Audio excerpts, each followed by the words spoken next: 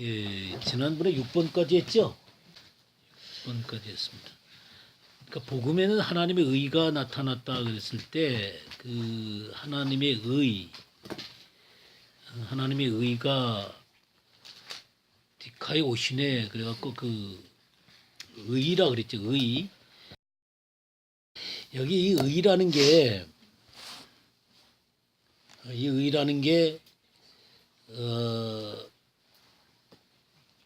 수동으로 이렇게 받는 의가 있습니다. 의로움을 받았다라고 했을 때 수동으로 받는 의가 있는 반면에 능동으로 의를 행하는 의가 여기에 다 들어있는 것입니다.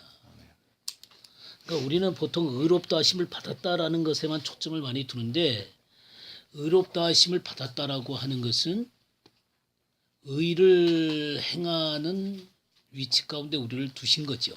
두신 것. 그래서 우리가 성경 가운데 로마서 3장을 한번 볼까요?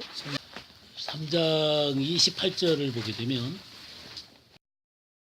그러므로 사람이 의롭다 하심을 얻는 것은 율법의 행위에 있지 않고 믿음으로 되는 줄 우리가 인정하노라. 그러니까 사람이 의롭게 되는 것은 율법을 지키는 우리의 행위가 아니라 믿음으로 됩니다. 그래서 우리가 의롭다 하심을 얻습니다. 의롭다 하심을 얻어서 하나님과 화평의 관계를 시작하는 것입니다. 우리가 보통 구원받았다 그런 말씀을 많이 하죠. 구원받았다 뭐 그런 말을 씁니다마는 그 구원받았다라고 하는 게 의롭다 하심을 얻었다라고 하는 것입니다. 근데 31절 보세요. 그런즉 우리가 믿음으로 말미암아 율법을 파기하느냐? 그럴 수 없느니라. 도리어 율법을 굳게 세우느니라 그랬어요. 그러니까 율법의 행위로 구원받지 않습니다. 근데 그 율법의 행위로 구원받지 않는다는 것은 율법의 효용 가치가 없어졌고 율법이 파기됐다는 의미가 아닙니다. 그러니까 주님이 율법을 다 이루시고 우리에게 의를 주셨기 때문에 율법은 이제 마치 무용지물이 된 것처럼 얘기를 하는 사람들이 있는 것 같아요. 근데 그것은 바른 태도가 아닙니다. 율법의 의는 변함도 없고 율법이 말하는 의의 수준은 한 번도 바뀐 적도 없습니다. 우리들이 의로워졌기 때문에 이제는 의를 안 해도 의의 삶을 안 살아도 좋다 이렇게 말한 적이 성경에 없어요. 그러니까 율법을 굳게 세운다는 것은 율법의 의를 우리의 삶으로 지켜낸다는 것을 의미하는 것입니다.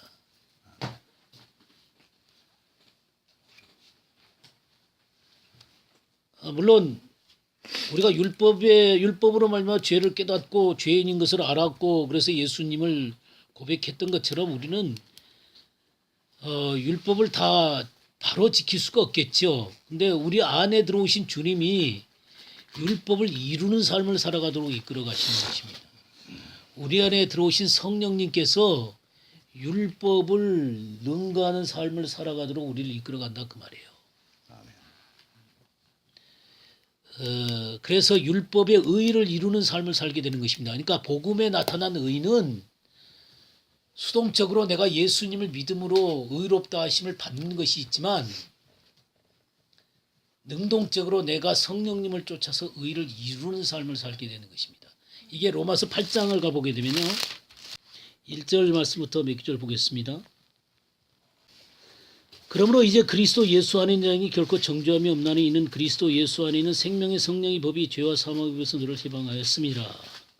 율법이 육신으로 말미암아 연약하여 할 수 없는 것을 하나님은 하시나니 곧 죄로 말미암아 자기 아들을 죄 있는 육신의 모양으로 보내어 육신의 죄를 정하사 육신을 따르지 않고 그 영을 따라 행하는 우리에게 율법의 요구가 이루어지게 하려 하십니다. 율법의 요구가 이루어지게 하려 하십니다. 그러니까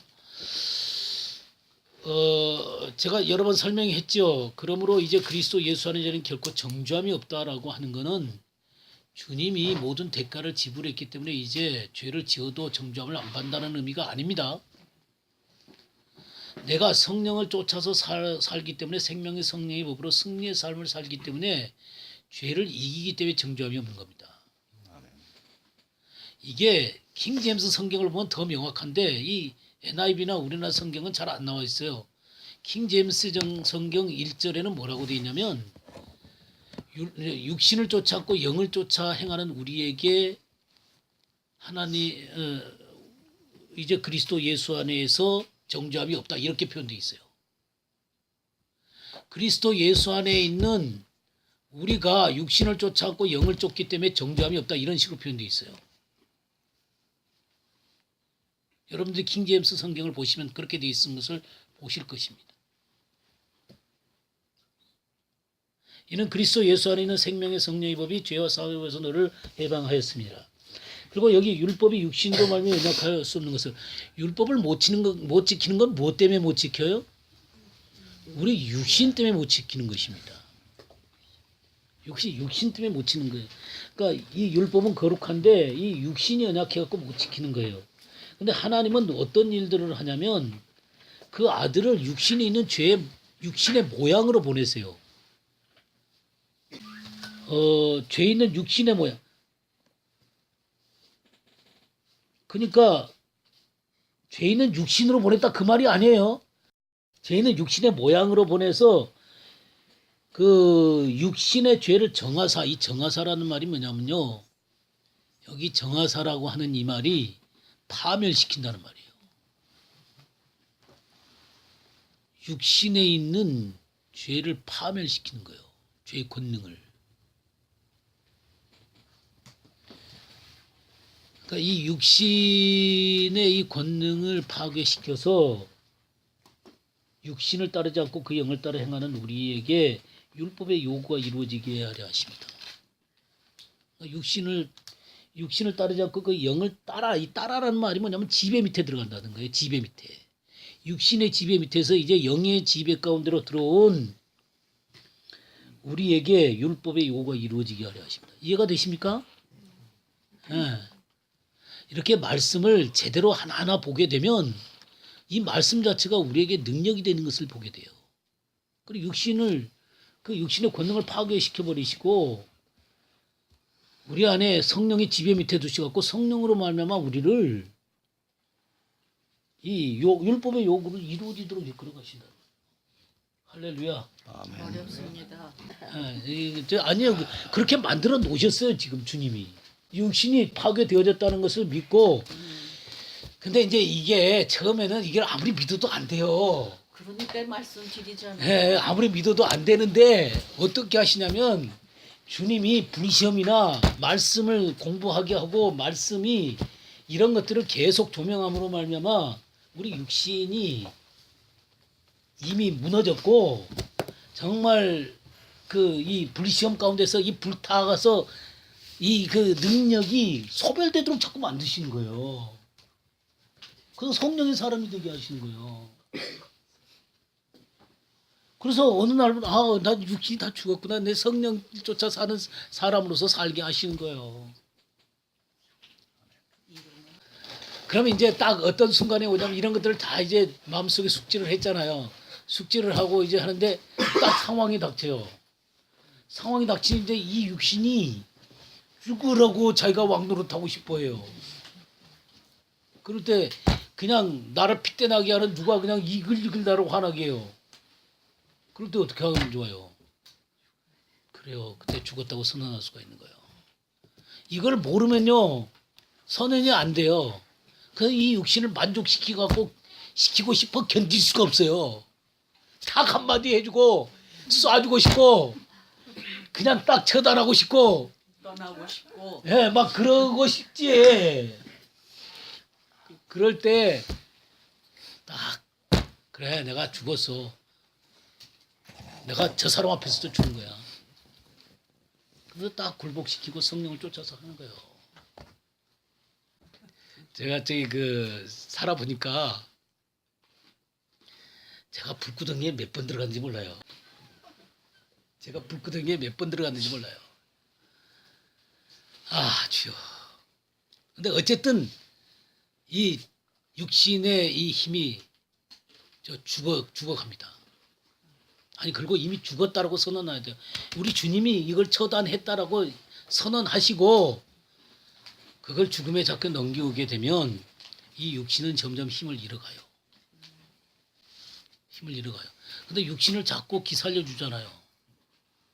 기살려주면 이 육신이 점점 지가 왕인 줄 알아요. 지가 주인인 줄 알아요.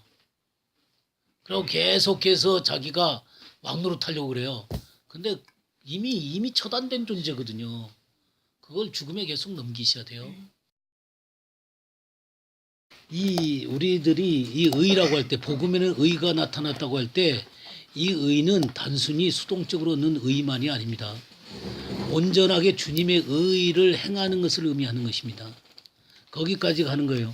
그래서 믿음에서 믿음으로 믿음의 완성까지 가게 되는 것입니다. 그래서 이 크리스찬의 삶은 의인은 믿음으로 말미암아 살리라 그랬죠. 이 믿음의 삶이 계속 살면서 성장되어져 가는 것입니다. 한꺼번에 되는 거 아니고요. 네, 이런 의미들이 복음 가운데 있다는 것들을 제가 지난주에도 말씀을 드린 것 같고요. 자, 7번 보겠습니다. 7번. 죄송한데요. 지난번에 이거 하다가 복음에 대해서 1번부터 4번까지 했는데 아, 그렇구나. 몇 번까지 했는지 5번 우리에게 믿음으로 의를 준다. 이거 갈라디아서 몇 장 몇 절을 했었어요? 3장 1절에서 2장 16절 했죠? 네, 1번에 2장 16절 맞아요. 2장 16절 맞죠?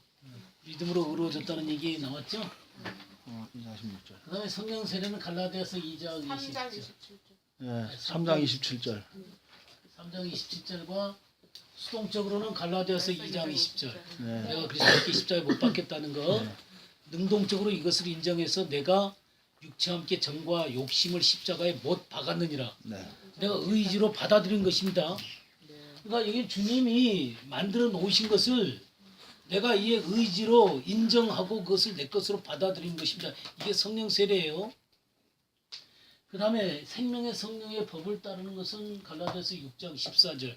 그리스도의 십자가 외에는 아무것도 자랑할 것이 없다 그랬죠. 그러면서 자기 자신을 계속 십자가에서 넘겨가는 그 작업을 해가는 것입니다. 세상은 나에 대해서 못 바뀌고 나도 세상에 대해서 그러하다. 그렇게 하면서 성령을 인정하면서 쫓아가는 것입니다. 이게 성령의 법을 따르는 거죠. 그 다음에 그리스도의 형상, 그러니까 예수의 흔적들이, 그러니까 그리스도의 형상은 기꺼이 그 고난을 따름으로 말미암아 주님의 형상들이 나타나는 것입니다. 그러면서 제가 아나스타시스하고 엑사나스타시스에 대해서 얘기를 한 거 기억나세요? 네.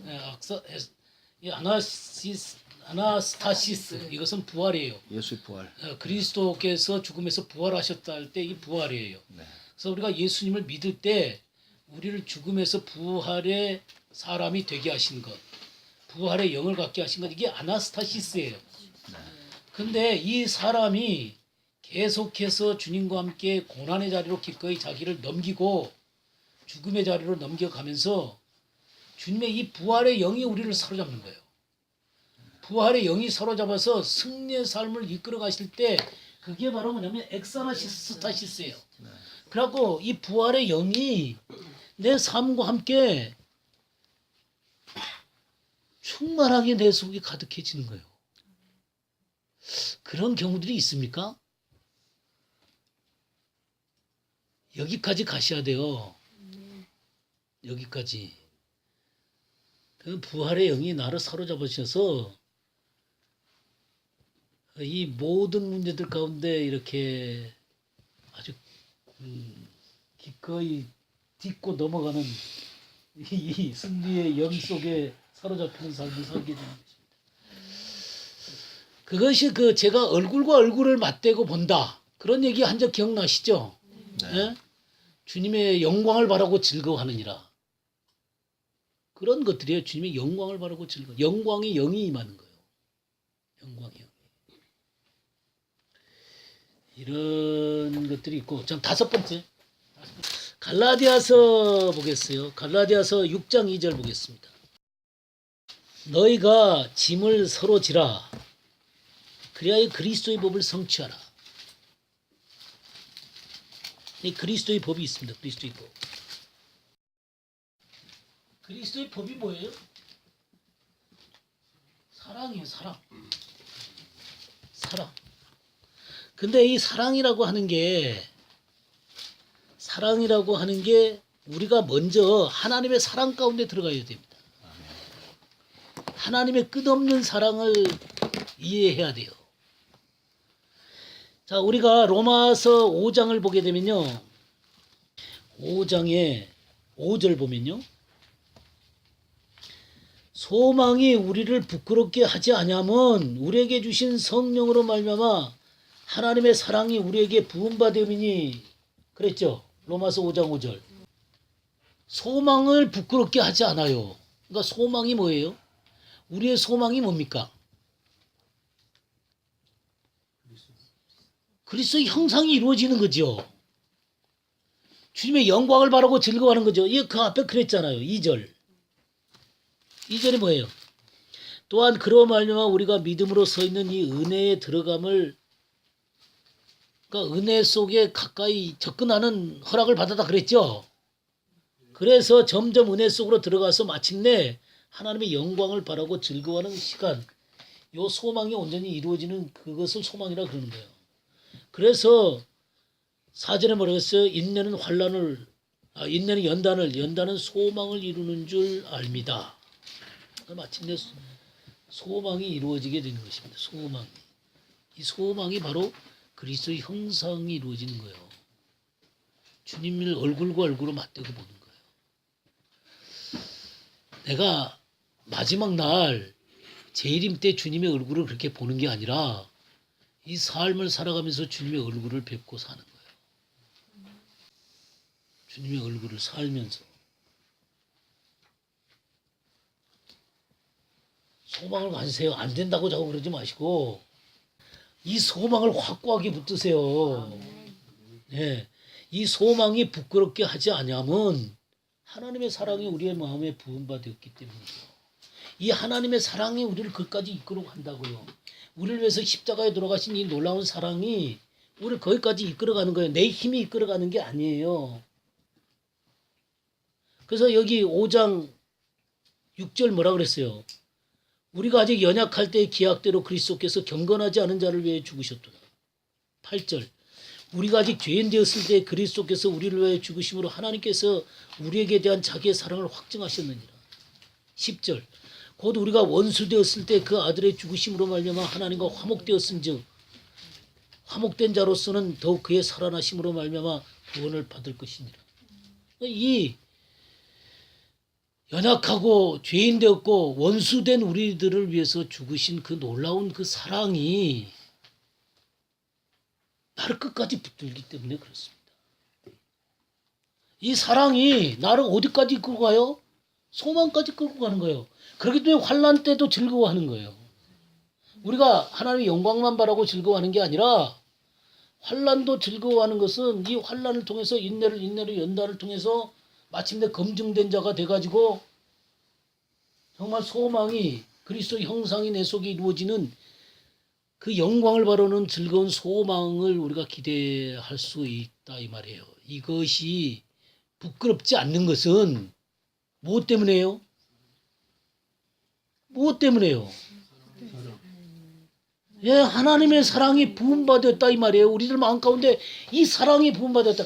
이걸 끝까지 이뤄낼 수 있는 것은 우리 힘만이 아니에요.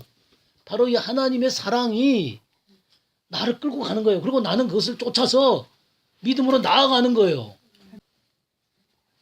그래서 어디에 거하게 해요? 하나님의 사랑 가운데 거하게 하는 거예요. 그래서 로마서 8장에 뭐라 그랬어요? 8장에 31절부터 39절까지인데요. 특별히 35절 한번 보겠어요. 누가 우리를 그리스도의 사랑에서 끊으리요? 환난이나 공고나 핍박이나 기근이나 적신이나 위험이나 칼이랴. 그런 모든 것들이 그리스도 안에 있는 하나님의 사랑에서 끊을 수 없다 이거예요. 그래서 때때로 우리 꼬라지가 어떻게 보이냐면 36절 우리가 종일 주를 위하여 죽임을 당하게 되면 도살을 양같이 여김을 받았나이다 함과 같으니라. 이런 꼬라지 같은 모습을 볼 때도 있다 이 말이에요. 주님을 쫓아가다 보니까 세상 속에서 도살할 양처럼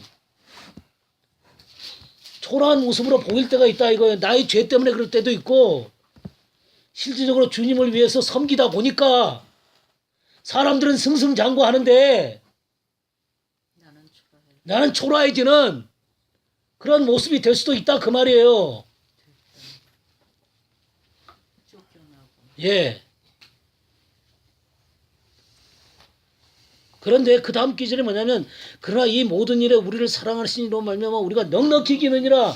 이 넉넉히 이긴다는 게 무슨 말인지 아세요? 정복자보다 더 강하게 이긴다 그 말이에요. 징기스칸보다 더하게, 알렉산더보다 더하게. 그들이 정복자로서 이 세상을 정복하는 그 강한 자로서 있었지만 우리 이 사랑이 그들보다도 더 강하게 이기게 만든단 말이에요. 이게 하나님의 사랑이란 말이에요. 아멘.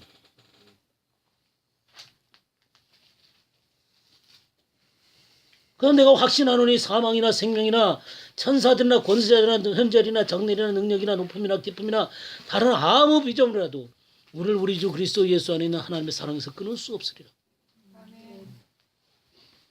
이 하나님의 사랑 가운데 거하는 것입니다. 이 사랑 가운데 거할 때는 아무도 적수가 없어요. 아무도 적수가 없어요. 그리고 이 놀라운 그리스도의 사랑 가운데 있으니까 다른 내 형제자매들을 사랑하게 돼. 그리스도의 법을 성취하는 것이고. 이 그리스도의 법을 성취하는. 그래서 거기 그 갈라디아서 5장을 보게 되면 13절 14절 보겠습니다. 형제들아 너희가 자유를 위하여 부르심을 입었으니 그러나 그 자유로 육체의 기회를 삼지 말고 오직 사랑으로 서로 종노릇하라. 온 율법은 내 이웃을 사랑하기를 내 자신과 같이 하라 하신 한 말씀에 이루어졌나니 그랬습니다. 사랑으로 섬기는 자로 서게 됩니다. 아, 이왕 사는 거 이렇게 살고 싶지 않으세요? 예? 그냥 적당히 살다가 적당히 가고 싶으세요? 아, 이왕 주님께 미친 거 확 미쳐야지. 예? 반만 미치겠어요? 그 반만 미치면 주님에게도 별로 쓸모가 없고 세상에도 별로 쓸모가 없어요. 확 돌아버려야지. 예, 정말 주님의 사랑의 사람들이 되세요. 주님의 사랑 속에 그냥 파묻혀서 사세요. 망하면 주님 안에서 망하는 거지. 뭐 누구한테서 망하겠어요? 주님 안에서 망하는 거지. 예, 이 사랑 안에 거하는 자가 되는 거예요. 사랑 안에 거하는 자. 이 구원이라고 하는 게 여기 아까 로마서 다시 한번 보면요. 너무 재밌어요. 로마서를 보면 구원이라는 단어를 쓰는데 5장 10절 다시 한번 보겠습니다. 곧 우리가 원수 되었을 때 그 아들의 죽으심으로 말미암아 하나님과 화목하게 되었은즉 이거는 과거형으로 썼죠. 그죠? 되었은즉 화목하게 되었은즉 화목된 자로서는 더욱 그의 살아나심으로 말미암아 구원을 받을 것이니라 그랬어요. 받을 것이라. 구원을 받았다고 안 썼어요. 예. 그러니까 주님의 살아나시는 이 부활의 능력으로 너희가 이 모든 구원을 이루게 될 것이다 그 말이에요. 구원을 받았다 이렇게 써놨으면 좋겠죠.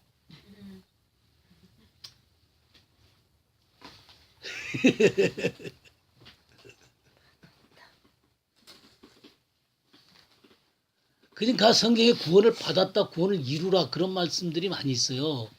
그러니까 구원을 받았다라고 하는 것은 구원을 시작하는 그 문턱에 들어섰다 그 말이에요.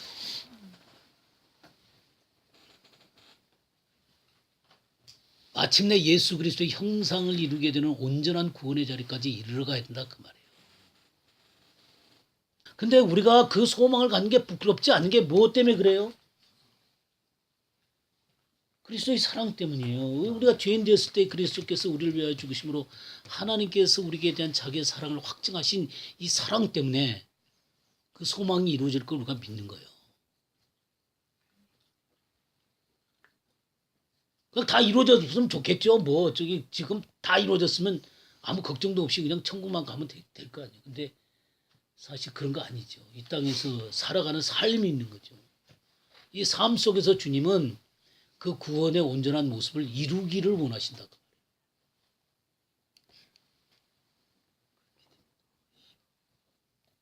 자, 이제 바뀌셨어요? 좀 머릿속에? 예? 구원을 받았다는 게 끝난 게 아니에요.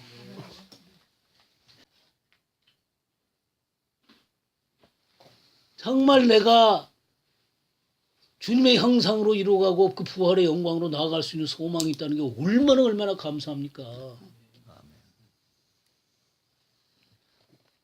아, 내가 여기에서 그냥 적당하게 뭉개면서 사는 게 아니라 주님의 그 영광을 바라다 보면서 거기를 향해서 이 믿음의 발걸음을 걸어갈 수 있다는 게 얼마나 감사해요.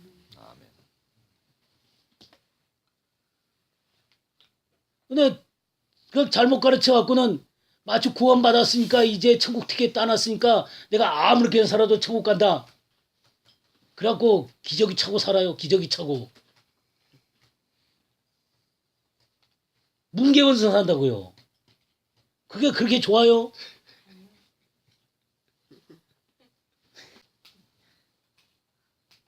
영광스럽게 예수님의 모습이 점점 내 속에서 빛나간다고 생각해보세요. 얼마나 감격스러우세요. 그래야 또 때때로 실패할 때도 있겠죠. 그렇지만 또 벌떡 일어나는 거죠. 주님 앞에 자복하고 벌떡 일어나서 돌이켜서 또 주님을 향해서 가는 거죠. 이 구원이라는 문제에서 제가 5가지만 얘기를 하려다가 2가지가 더 있기 때문에 마저 합시다.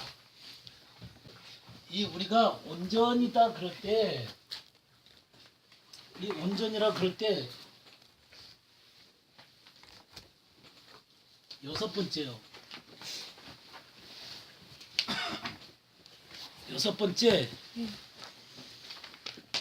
하나님의 경륜에 대한 이해입니다. 그러니까 5번까지가 개인 속에서 이루어지는 하나님의 구원의 문제라면 하나님의 목적 속에서 자기를 발견하는 거예요.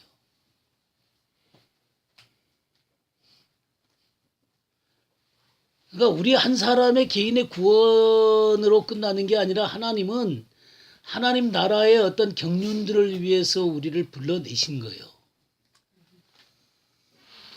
그래서 그 목적을 이루는 존재로 내가 서게 되기를 바라고 있는 것입니다.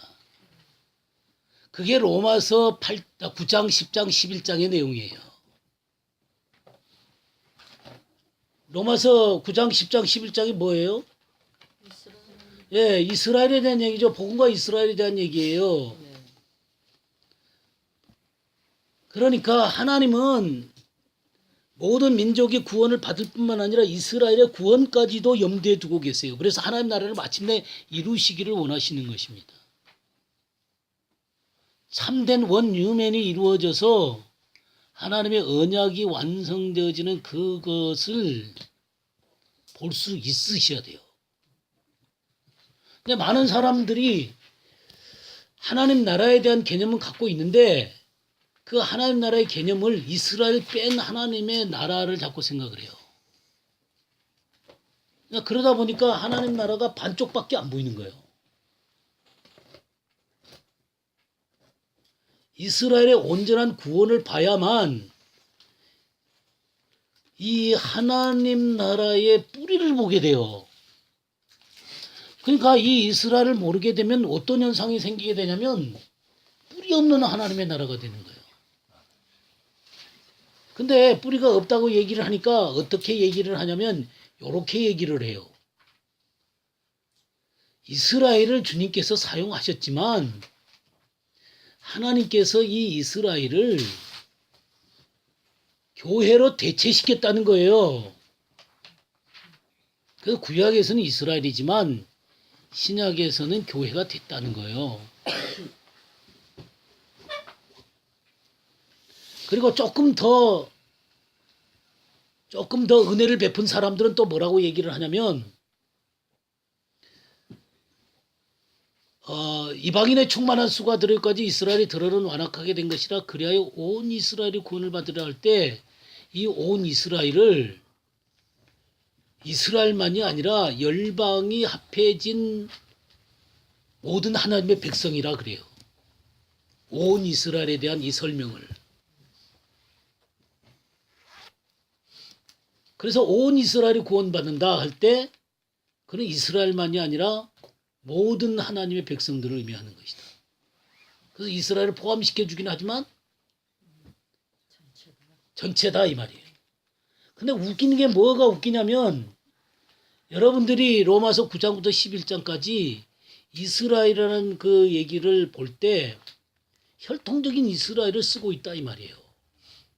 근데 갑자기 거기에서만 온 이스라엘을 갖다가 열방과 이스라엘을 합해갖고 얘기를 해요. 이 신학자들이 다 그래요. 그냥 제가 함부로 얘기하는 게 아닙니다. 저 이거 공부하느라고요. 그냥 오직 이 로마서 강의를 몇 권을 찾았는지 몰라요. 근데 다 그렇게 돼 있어요.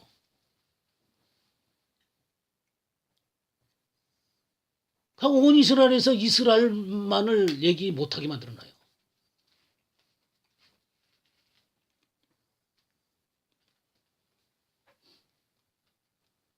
그러나 중요한 것은 이 이스라엘에 관해서 하나님께서 이스라엘과 언약을 맺었듯이 이 이스라엘의 언약을 하나님께서 완성시키십니다.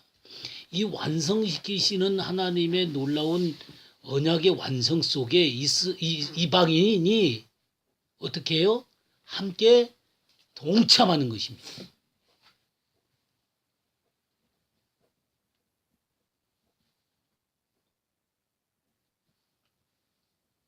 함께 동참한. 하나님은 이스라엘을 한 번도 버린 적이 없어요. 하나님과 이스라엘과 이 뿌리 속에서 언약을 맺으셨고 이것이 마침내 완성이 됩니다. 근데 이 완성 속에 이방인이 함께 동참하도록 만드신 거예요.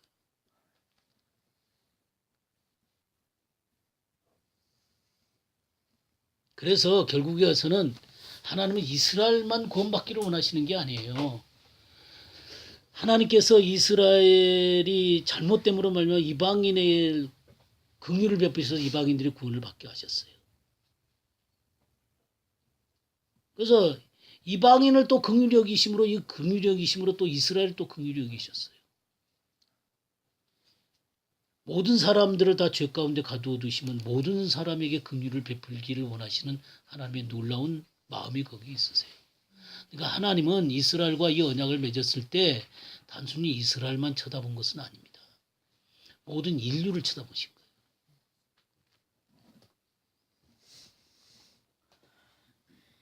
그러나 언약의 주체인 이스라엘을 결코 포기한 적이 없습니다. 그 언약의 주체인 이스라엘과의 언약을 온전히 이루시고 그 언약 속에 이방인들이 동참해서 이 모든 언약의 충족함 속에 들어가게 하셨어요.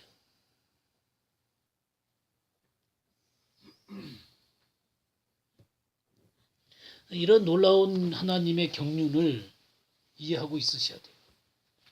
그래야 하나님 나라를 볼 수 있는 눈이 생기게 됩니다. 그러니까 특별히 이 마지막 때 정말 하나님의 구원의 문제를 갖고 얘기를 할 때 여기까지 나가셔야 되는 거예요.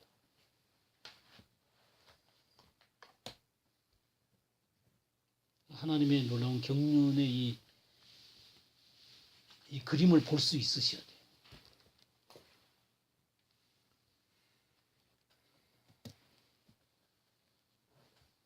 이해가 되세요? 아멘. 네? 네. 네. 그걸 이해를 하셔야 됩니다. 그렇게 일곱 번째는요. 하나님 나라에서 자신의 위치와 할 일을 알아야 돼요. 거기까지 가야 되는 거예요. 그게 진정한 구원의 완성이에요. 여기까지 가야지 구원의 그 진정한 의미에 도달하는 거지. 나 혼자 잘 먹고 잘 살면 뭐해? 우리에게 그의 나라와 그의 의를 구하라 그랬잖아요, 먼저. 그럼 모든 것을 너희 더하시겠다 그랬잖아요. 그러니까 이 위치에 딱 서 있으면 그 다음에 문제는 주님이 다 알아서 하세요. 그러니까 내 위치와 내가 할 일을 알고 나면 거기만 매진하면 돼요. 그럼 주님이 다 알아서 하세요.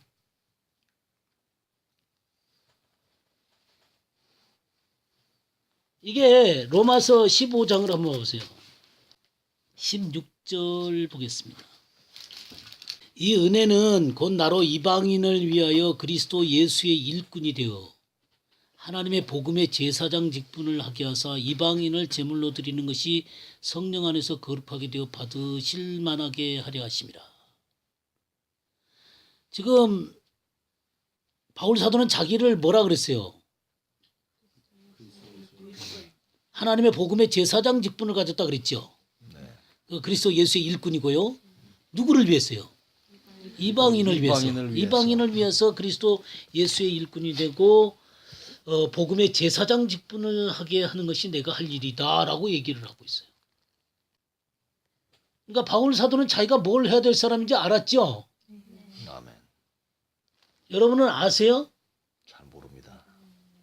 자기가 해야 될 일이 뭔지를 알아야 돼요. 근데 이게 바울 사도가 이렇게 했잖아요. 그럼 16장이 뭐냐면 16장에 바울 사도가 지금 마지막 문안을 드리는 편지죠. 여기에 37명이 나옵니다.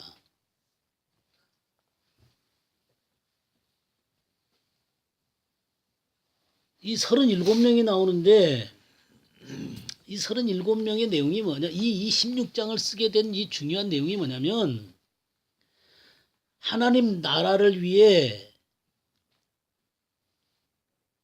한번 써보세요. 하나님 나라를 위해서 위해 그럽시다. 하나님 나라를 위해 복음 안에서 바울을 중심으로 사랑의 관계로 엮어진 사람들.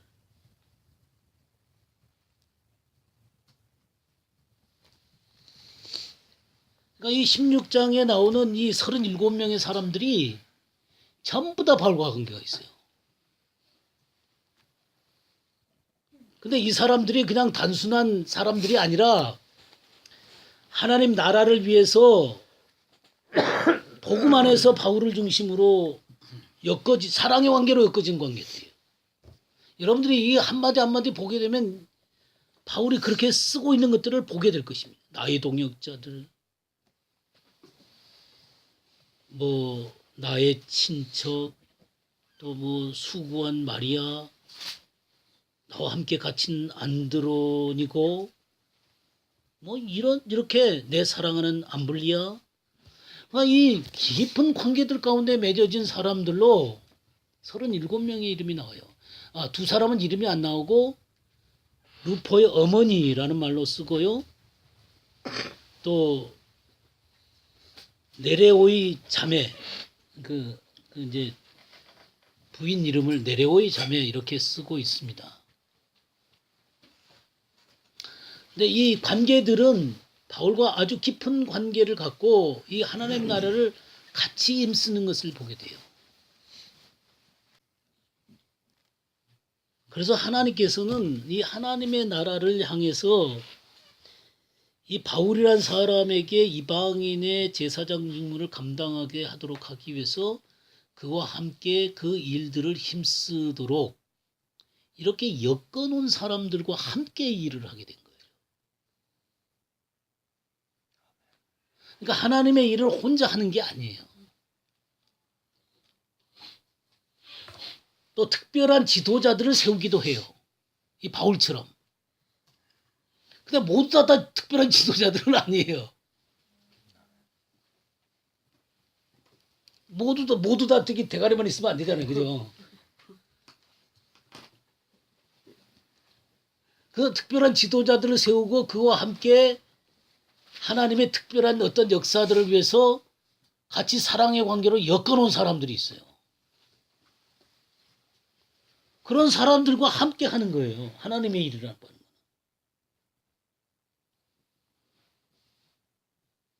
근데 어떤 사람은 복음을 위해서 전적으로 자신의 생애를 드리는 사람들이 있어요. 근데 어떤 사람은 복음을 위해서 온 시간을 투자하고 다 그렇게 살아가는 게 아니라 육적인 삶에 종사를 해야 된단 말이에요.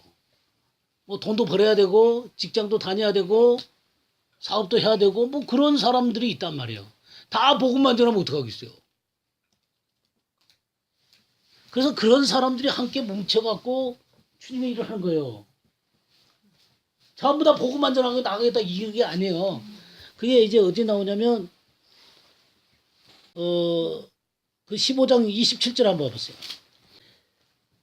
저희가 기뻐서 하였거니와 또한 저희는 그들에게 빚진 자니 만일 이방인들이 그들의 영적인 것을 나눠 가졌으면 육적인 것으로 그들을 섬기는 것이 마땅하니라 그랬어요.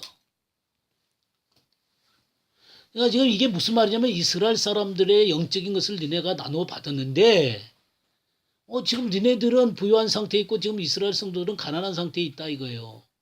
그러니까 영적인 것을 나누어 받았으니까 육적인 것으로 그들을 섬기는 것이 마땅하다는 것입니다.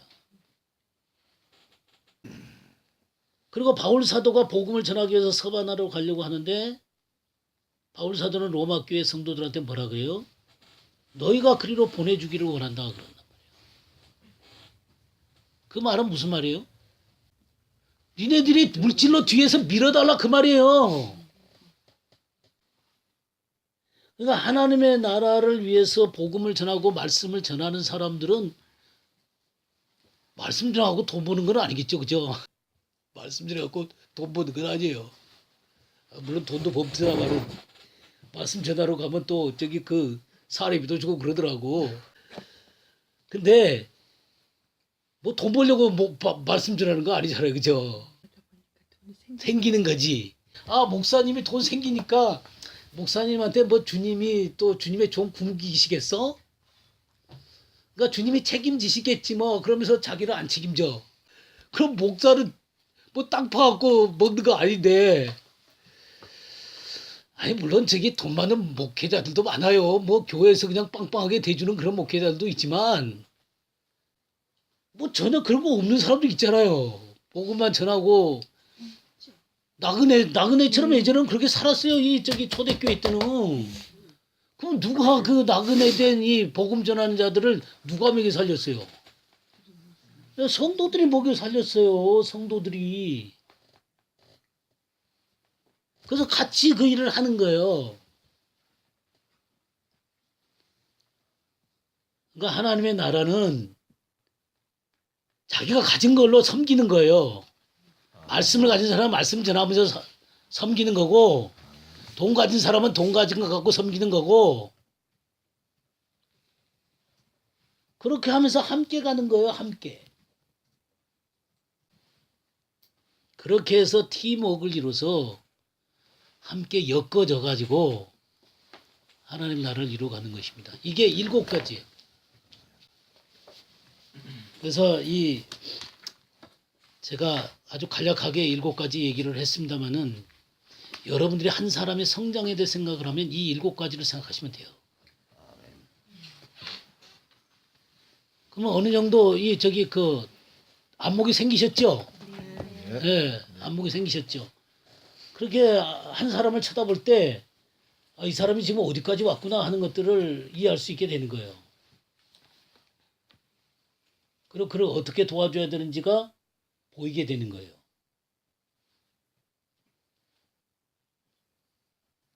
우리는 주님의 그 완성의 단계까지로 우리가 계속 성장돼 가야 됩니다. 자, 7번 문제 보겠습니다. 7번.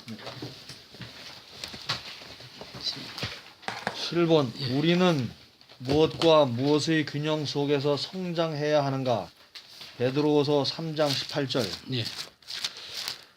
오직 우리 주 곧 구주 예수 그리스도의 은혜와 그를 아는 지식에서 자라가라. 영광이 이제와 영원한 날까지 그에게 있을지어다. 아멘. 예수 그리스도의 은혜와 예수 그리스도를 아는 지식. 예. 그래서 자라가야 되는 거죠. 네. 2가지죠. 은혜와 지식.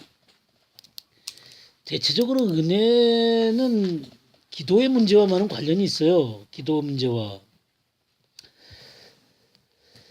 또 그 아는 지식은 말씀과 관련이 있는 것은 좀 많이 느끼실 거예요. 그런데 이 두 가지를 굳이 나눌 수 있는 건 아니에요.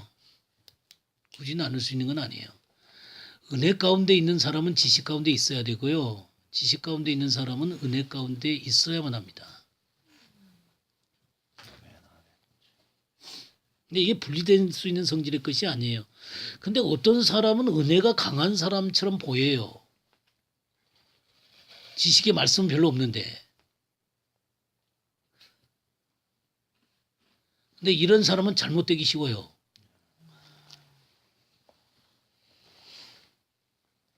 이런 사람은 잘못되기 쉽습니다. 예, 그런 사람들 많이 있어요. 예, 잘못되는 사람들이 있어요.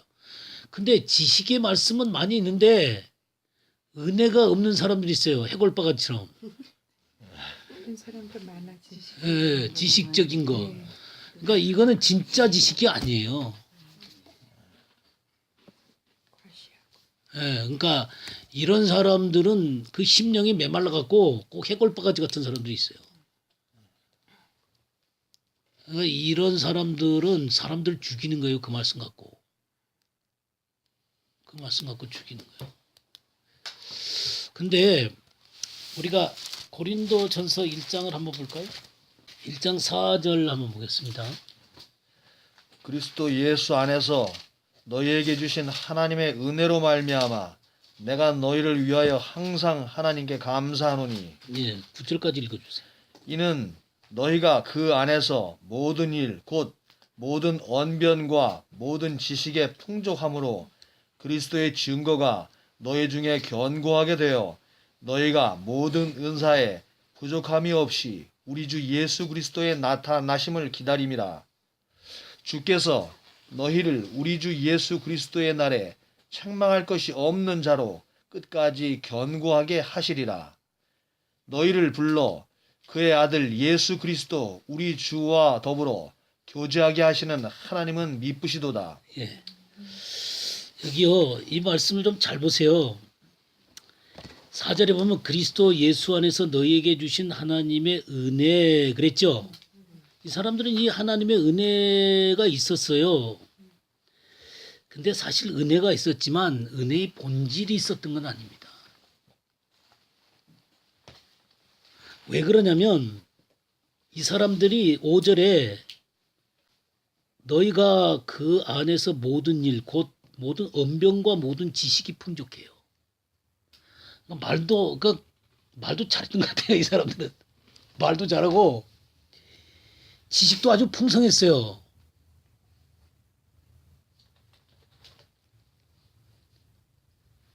그래서 6절에 그리스도의 증거가 너희 중에서 견고하게 됐어요. 근데 이 사람들은 이런 상태에 있었지만 제일 분쟁도 많고 문제도 많고 하여튼 시끄러운 교회가 이 교회예요. 이 교회. 그러니까 이 껍데기들은 많았는데 이 은혜의 본질 속에 이들이 들어가질 못했어요.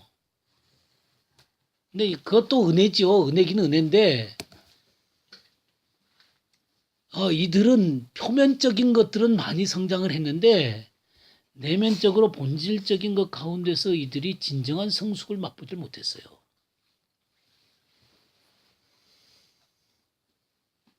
심지어는 이들이 7절 너희가 모든 은사의 부족함이 없이 우리 주 예수 그리스도의 나타나심을 기다립니다.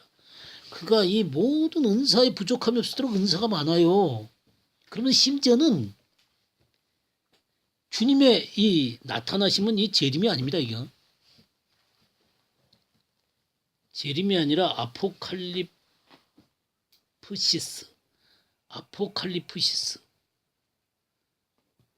이 나타남이라는 것은 아포칼리프시스라는 말이에요.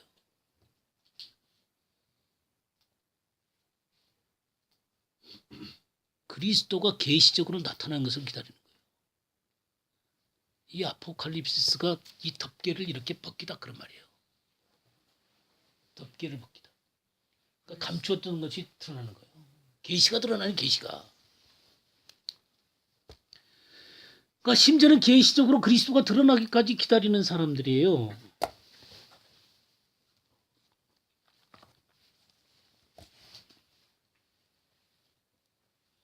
특별히 이 은사를 많이 가진 사람들이 그런 거 많이 해요. 주님이 나타났다 이래요. 예? 그거 많이 하죠. 그냥 주님이 나타났다 그러면 좋아가지고 그냥 정신이 없죠. 심지어 이렇다 이 말이에요. 이 고린도 교회가 방언도 많고 뭐 예언도 많고 뭐 저기 화장도 많고 뭐 하여튼 은사들이 많았어요. 그래서 이러한 모습으로 이 고린도 교회가 있었는데 8절 보세요. 주께서 너희를 우리 주 예수 그리스도의 날에 책망할 것이 없는 자로 끝까지 경고하게 하시라. 이 경고란 말이 어디 나오냐면 5절에도 6절에도 나오죠. 그리스도의 증거가 너희 중에 경고하게 되었다. 8절에 주 예수의 날에 책망할 것이 없는 자로 끝까지 너희 경고하게 하시라. 이 경고가 똑같은 경고예요. 네, 똑같은 경고인데 뭐예요? 6절은 증거가 근거한 거예요.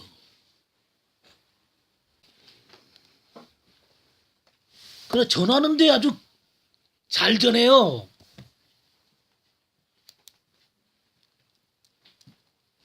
근데 8절은 뭐가 경고한 거예요? 너희가 경고해지는 거예요. 너희가 뭘로요? 책망할 것이 없는 자로.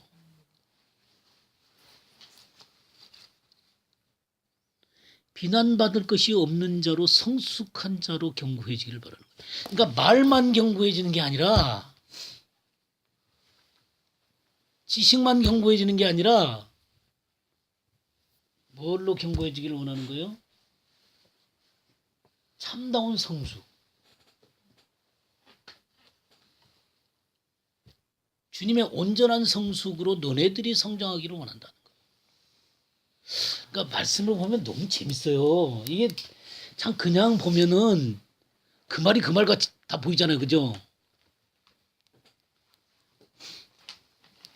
근데 바울 사도는 절대로 그냥 쓰지 않아요.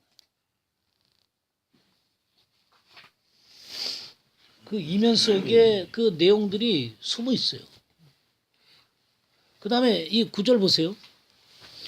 너희를 불러 그의 아들 예수 그리스도 우리 주로 더불어 교제하게 하시는 하나님은 미쁘시도다 그랬어요. 교제하게 하시는 하나님 미쁘시도다. 여기 교제하게 하시는 하나님 미쁘시도다 이게요. 헬라로 보게 되면 코이노니아 에이스 그렇게 돼 있어요. 이 교제가 코이노니아잖아요. 교제가 코이노니아 에이스 그렇게 돼 있어요. 코이노니아 에이스. 이 에이스라는 게 무엇을 향해서 그런 말이에요. 이 진정한 교제를 향해서 너희를 불렀다는 거예요. 이 교제에 이르도록, 그러니까 이르도록, 이 에이스라는 것은 이르도록, 코이노니아에 이르도록 너희를 불렀다는 거예요. 우리 주 예수 그리스도 우리 주와 더불어 이루는 그 교제에 이루도록 너희를 불렀다는 거예요. 부르신 그 하나님을 미쁘시다는 거예요. 그러니까 교제 속에 퐁당 들어간 게 아니라 퐁당 들어간 게 그 교제를 향해서 이루도록 불렀다는 거예요. 근데 이 교제라는 말과 더불어요. 요한일서 한번 볼까요? 요한일서 1장 3절을 보겠습니다. 우리가 보고 들은 바를 너희에게도 전함은 너희로 우리와 사귐이 있게 하려니니 우리의 사귐은 아버지와 그의 아들 예수 그리스도와 더불어 누림이라 이런 표현을 쓰고 있어요. 근데 여기에 너희에게도 전하면 너희로 우리와 사귐이 있게 하렵니다라고 할 때는 이 여기가 뭐라고 되냐면 코이노니아 에코 그랬어요. 달라요. 코이노니아 에코. 그러니까 이건 에이스를 썼고 이 에코라는 건 뭐냐면 소유하다 그 말이에요. 소유하다. 그러니까 우리와 이 교제 가운데 그것을 소유한 자로 세우려고 한다 이 말이에요. 그러면서 우리의 사귐은 아버지와 그의 아들 예수 그리스도와 더불어 누림이라 그랬죠. 누림이라. 예? 누림이라고 하는 말이 이 누림이라고 하는 것이 메타라는 말이에요. 메타. 이 메타라는 말인데 이 메타라는 말은 한 복판의 그 말이에요. 그러니까 이 교제를 누린다는 것은 그 교제의 한 복판 속에 있다는 거예요.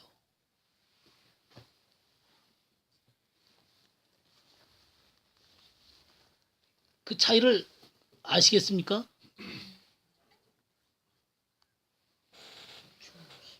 네, 중심 가운데 이 교제의 중심 속에 있는 거예요. 그 아버지와 그 아들과 함께 누림이라 그랬는데 바로 아버지와 아들과 함께 그 교제 속에 파묻혀 있는 걸 얘기하는 거예요.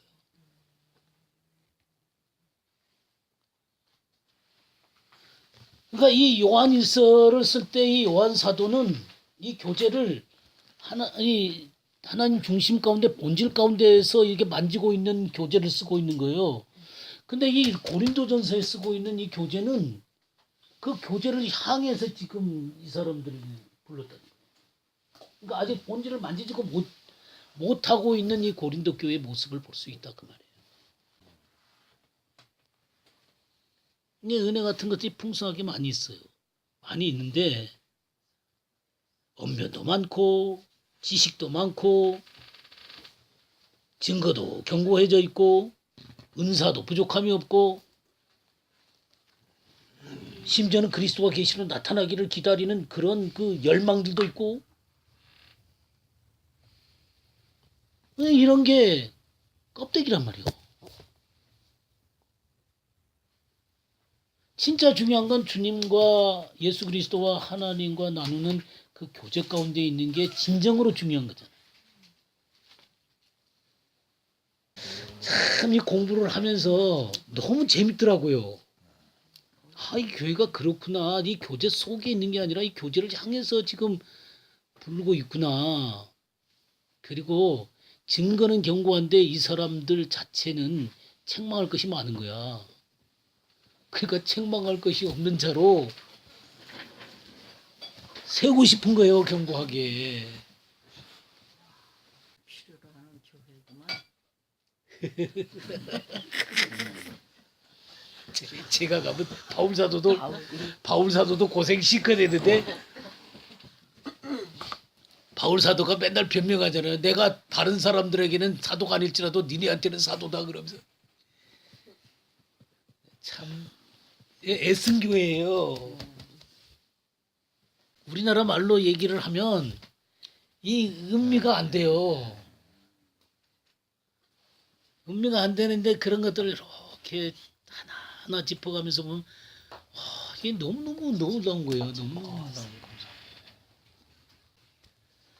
그래서 우리는 정말 우리가 은혜라고 할 때 제가 그 로마서 5장 2절에서 우리가 믿음으로 그리스도로 말미암아 그리스도를 믿음으로 은혜에 들어감을 얻었다 할 때 가까이 이르게 됐다 그런 얘기 한 적 기억나죠? 거기까지 왔단 말이에요. 근데 우리는 그 은혜의 본질 속으로 들어가야 된단 말이에요. 근데 거기서 만족을 해버리게 되면 피상적인 사람으로 흐를 수밖에 없다 그 말이에요. 그럼 은혜 속에 들어가도록 하기 위해서 주님은 나를 환난에서 인내에서 연단으로 그래서 마침내 소망을 이루어가는 그 은혜의 깊은 곳 속으로 나를 집어넣어서 주님의 형상이 내 속에서 나타나기를 기다리는 거다 그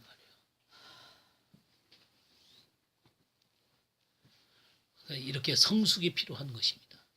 그거는 기도만 필요한 것도 아니고 또 말씀만 필요한 것이 아니라 이런 것들이 함께 정말 성령 안에서 단순한 문자적인 알미 아니라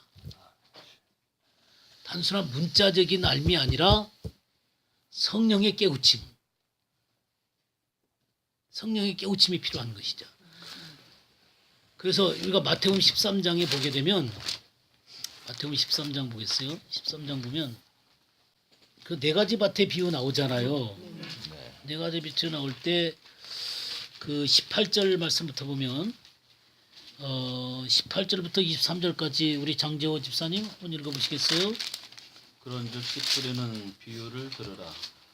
아무나 천국 말씀을 듣고 깨닫지 못할 때는 악한 자가 와서 그 마음에 뿌려진 것을 빼앗나니 이는 곧 길가에 뿌려진 자요 돌밭에 풀어졌다는 것은 말씀을 듣고 즉시 기쁨으로 받되 그 속에 뿌리가 없어 잠시 견디다가 말씀으로 말미암아 환난이나 박해가 일어날 때에는 곧 넘어지는 자요 가시떨기에 뿌려졌다는 것은 말씀을 들으나 세상의 염려와 재물의 유혹에 말씀이 막혀 결실하지 못하는 자요 좋은 땅에 뿌려졌다는 것은 말씀을 듣고 깨닫는 자니 결실하여 어떤 것은 100배, 어떤 것은 60배, 어떤 것은 30배가 되느니라 하시더라.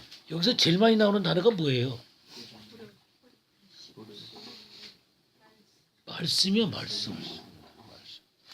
말씀. 지금 계속해서 말씀이란 말이 나와요. 그러니까 이 네 가지 밭은 말씀과 관련이 있는 거예요.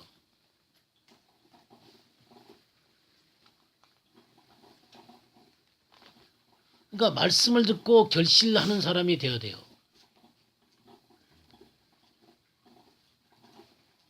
근데 문제가 뭐냐면 듣고 깨닫지 못할 때는 새들이 와서 먹어버린다 그랬죠. 그러니까 중요한 핵심은 뭐냐면 듣고 깨닫는 거예요. 여기 좋은 땅에 뿌려졌다. 23절 좋은 땅에 뿌려졌다는 것은 말씀을 듣고 뭐 하는 사람이에요? 깨닫는 자다 그랬어요. 그럼 말씀을 듣는다 그랬는데 이 듣는 건 뭐예요? 듣는다라고 하는 것은 성령이 교회들에게 하시는 말씀을 들을지어다 그랬죠. 귀 있는 자는 들을지어다. 그러니까 열린 귀와 마음을 갖고 있는 거예요.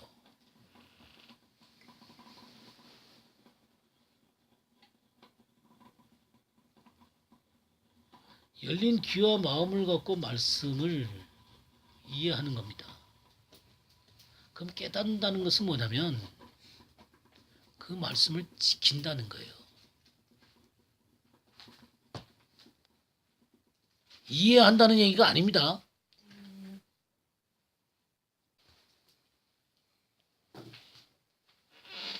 성령께서 깨우쳐준 그 말씀을 단순히 머릿속에서 이해하는 게 아니라 지키는 자리로 나아가는 게 좋은 땅이다 그 말이에요. 이거는 다른 성경하고 비교를 해보면 다 알아요. 누가복음을 볼까요? 누가복음 그것에 대해서 뭐라고 얘기하고 있나요? 8장 4절 보세요. 각 동네 사람들이 예수께로 나와 큰 무리를 이루니 예수께서 비유로 말씀하시되 씨를 뿌리는 자가 그 씨를 뿌리러 나가서 뿌릴새 더러는 길가에 떨어지며 밟히며 공중의 새들이 먹어버렸고 쭉 얘기하죠. 그렇게 하다가 8절 보세요.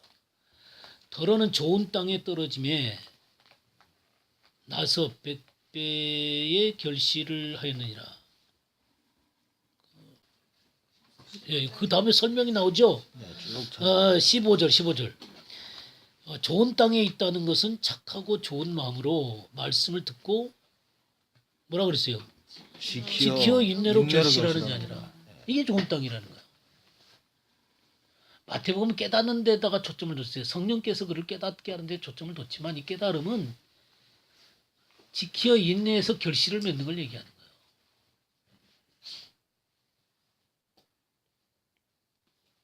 이게 좋은 땅이에요.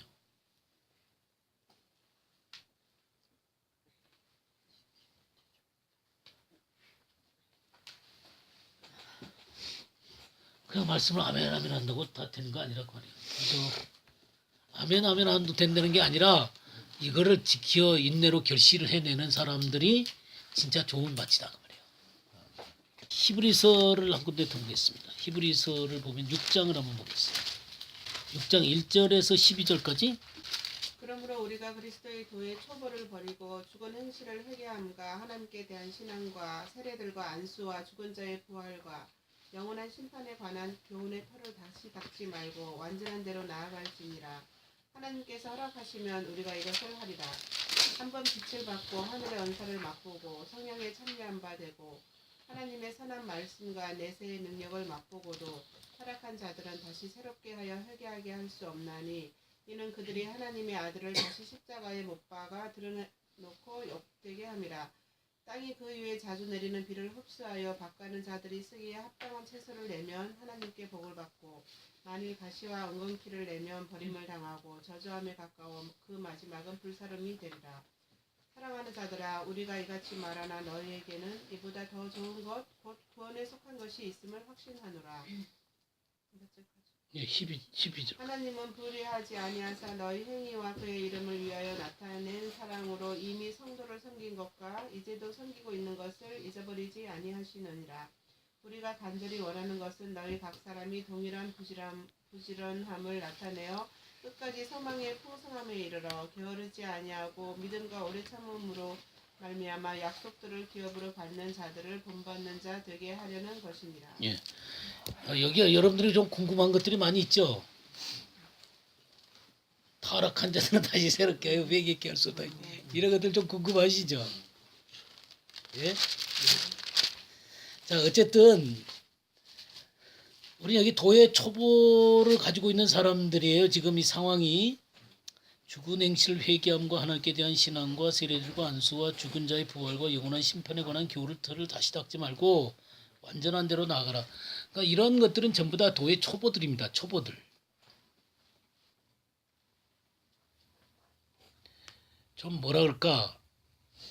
좀 교리적인 성격이 강한 것들이에요. 근데 이런 틀을 다시 닦지 말고 완전한 대로 나아가라 그랬어요. 그 완전한 대로 나아간다는 것은 바로 그리스도의 형상으로 나아가라 그 말이죠. 하나님의 은혜의 풍성한 가운데로 들어가라 그 말이에요. 이제 제가 얘기하는 얘기들이 뭔지를 여러분들이 조금씩 이해를 하시죠? 예? 그러니까 어떤 표면적인 데서 저 본질적인 데로 들어가라 그 말이죠. 예, 그 그리스도 형상과 하나님 은혜의 본질 가운데로 들어가라 그 말이에요. 하나님께서 허락하시면 우리가 이것을 하리라. 자, 여기에서 먼저 이 히브리서가 쓰여진 배경을 제가 말씀을 드릴게요. 이 히브리서는 누구를 위해서 썼냐면 유대인들을 위해서 썼어요. 물론 유대인만 아니겠지만 주된 대상이 예수님을 믿게 된 유대인들한테 썼어요. 근데 상황이 지금 어떻게 되냐면 너무너무나 이 유대인들이 로마에도 핍박을 받고 유대인들한테도 핍박을 받고 이들이 정말 양쪽에 너무나 심각한 핍박을 받는 거예요. 그러다 보니까 어떻게 됐냐면 유대교로 다시 돌아가는 사람들이 생기게 된 거예요. 지금 갈등하고 있는 유대인들에게 지금 이 편지를 쓴 거예요. 그러니까 예수님을 믿었는데 지금 핍박이 심하다 보니까 다시 돌아갈까 이대로 멈춰 있을까 이게 지금 갈등인 사람들한테 이 편지를 쓰고 있는 것입니다. 이해가 되시죠? 네. 그래서 4절에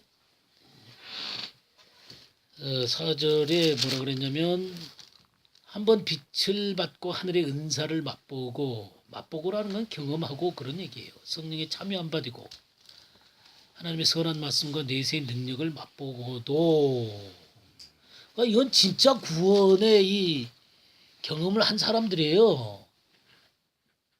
그러니까 복음을 이해하고 복음의 능력을 맛본 사람들을 얘기하는 거예요. 근데 타락한 자들은 그랬어요. 타락한 자들은 이런 것들을 맛보고 타락했다. 그러니까 이게 뭐야? 배교의 배교. 여기 이 타락이 어떤 것이냐면 하나님의 아들을 다시 십자가에 못 박아 드러내놓고 욕되게 합니다. 그러니까 하나님의 아들은 누구예요? 예수님을 드러내놓고 공개적으로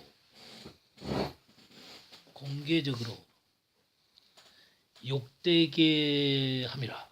부끄럽게 만든 거예요. 공개적으로 예수님을 수치스럽게 만든 거예요. 그러니까 이 유대인들이 예수님 십자가의 은혜를 깨달았다가 너무 고통스러우니까 다시 돌아가는 거예요, 지금. 그러니까 공개적으로 십자가를 밟아버리는 거예요.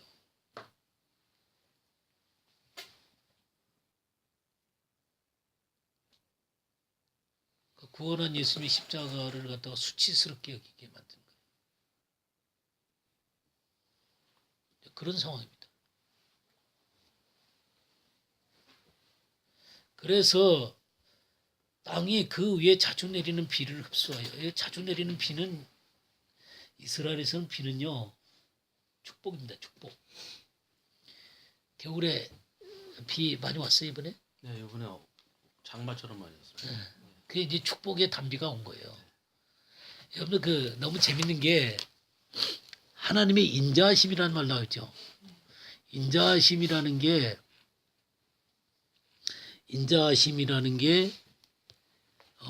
자비 또 하나님의 친절함 이런 의미도 있지만 그 안에는 뭐가 포함되어 있냐면요. 겨울의 폭풍 같은 비가라는 말이 거기에 섞여 있어요. 이 인자하심이라는 말에 겨울에 부어지는 폭풍 같은 비라는 의미가 들어있어요. 이게 우리들은 도저히 이해 못하는 거예요. 이게 어떻게 이게 폭풍같이 쏟아지는 이 비가 이 겨울에 냉기를 품게 만드는 정말 추웠죠? 춥더라고요. 너무너무 추워요. 이 이스라엘에서 비가 오면 너무너무 추워요. 우리나라의 겨울하고 다른 정말 뭐 으실으실한 뼈까지 시린 추움이 있어요. 뼈가 시려. 예. 이게 다녀왔으니까 참 이게 말을 하기가 너무 쉽네. 그 주의가 있어요. 근데 이 인자심이라는 게 이 겨울에 그 폭풍같이 부어지는 비라는 의미가 거기에 들어있어요. 눈이 안 오고 비가 와요. 비가 와요. 예, 비가 와요. 근데 이 비가 와야만 이스라엘에 풍년이 드는 거예요. 곡식이 맺어지고 사람들이 물 먹고 살고 이 겨울에 광야에 나가면요. 이 누랬던 이 광야가요. 다 이게 푸르스하게 변합니다. 보셨어요? 네. 보죠. 그게 이 4월 이후로 가면요. 그냥 이런 색이에요. 이런 색. 이런 색이 아주 푸르스름한 풀로 그냥 자라는 거예요. 그거 얼마나 아름다운 꽃들로 피는지 몰라요. 지금 그렇게 꽃이 피는 거야. 비가 오네.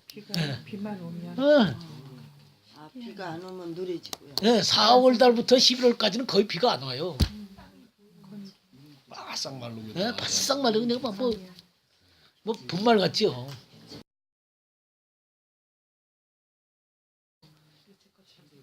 그럼 그때 4월부터는 따뜻해지고 더워지는 거야. 무지 덥죠.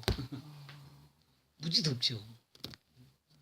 그럼 1월부터 3월까지 비가 오는 그러니까 11월부터 이 3월까지 비가 많이 오죠. 네.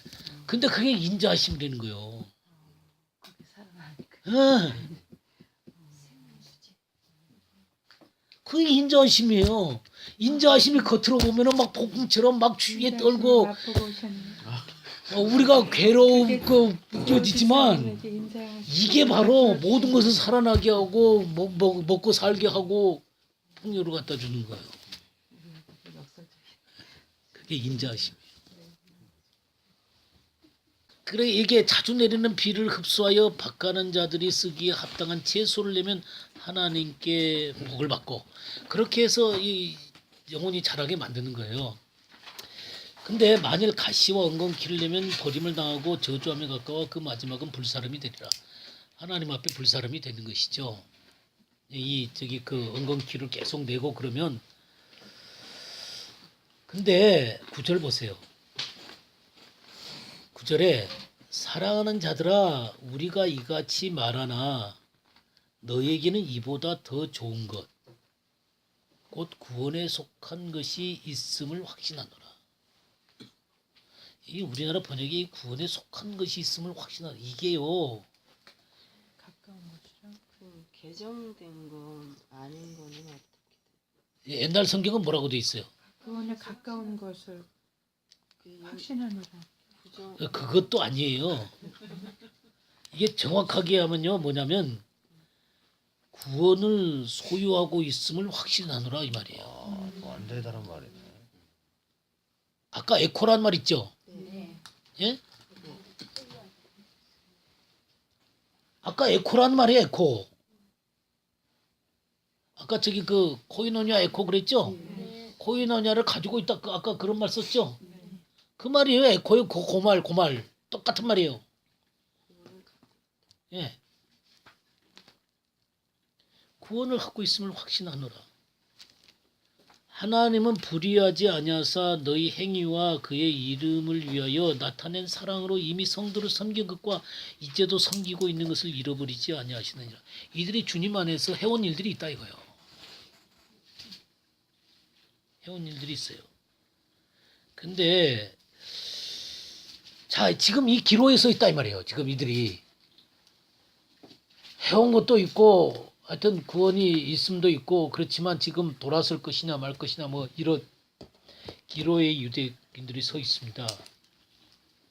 그러니까 11절부터 뭐라고 지금 권면을 하냐면 우리가 간절히 원하는 것은 너희 각 사람이 동일한 부지런을 나타내요. 그렇죠? 부지런을 나타내요. 이 부지런을 나타내요. 이 말이 발품 팔다란 말이에요. 발품 팔다.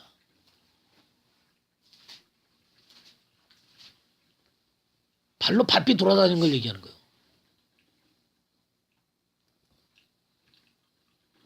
그러니까 뭐 하는 거예요? 열심히 갈망하면서 갈망하라 그 말이에요. 열심히 그냥 그 추구하라 그 말이에요. 말씀과 기도에 정말 이렇게 열심히 하라 그 말이에요. 말씀과 기도에 열심히 그냥 그러면서 성장하려고 노력하라 그 말이에요. 지금 이 말이 부지런하여 끝까지 소망의 풍성함에 이르러. 소망의 풍성함에 이르러.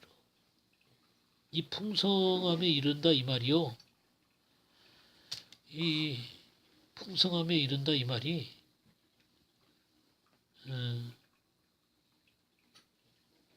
어떤 말이냐면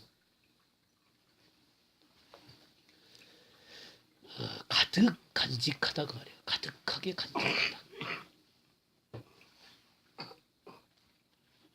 소망의 풍성함이라는 말이 가득하게 간직하다.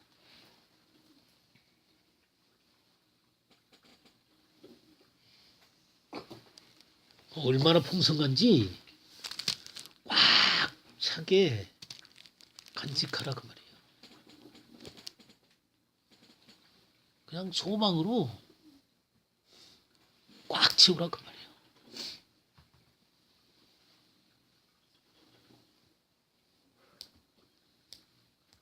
열심히 추구해서 소망으로 가득 채우라 그 말이에요.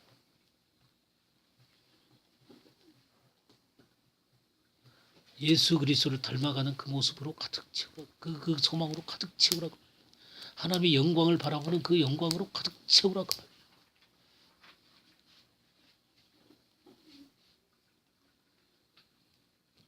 이제 소망이란 말이 다르게 들리죠. 먼 미래에 주님 얼굴 뵐 것만 생각을 하다가 예?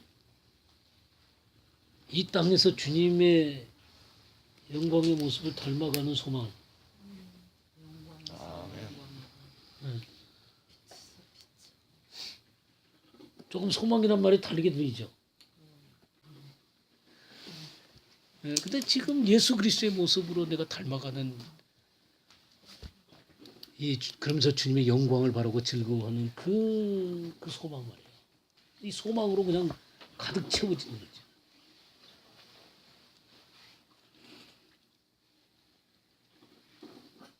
그래서 뭐라 그랬어요? 게으르지 아니하고 믿음과 오래 참음으로 말미암아 약속들을 기업으로 받는 자들을 히브리서 11장에 있는 수많은 믿음의 선배들 있잖아요. 그죠? 그들을 본받는 자 되게 하렵니다. 그 믿음의 산맥 가운데 있는 거대한 그 사람들처럼 너네도 그런 자리에 들어가라 그 말이죠.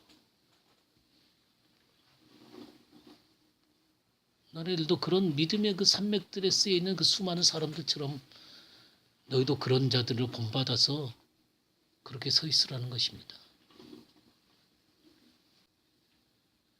그러니까 이 히브리서 같은 것들도 그런 맥락 가운데서 지금 쓰여진 거예요.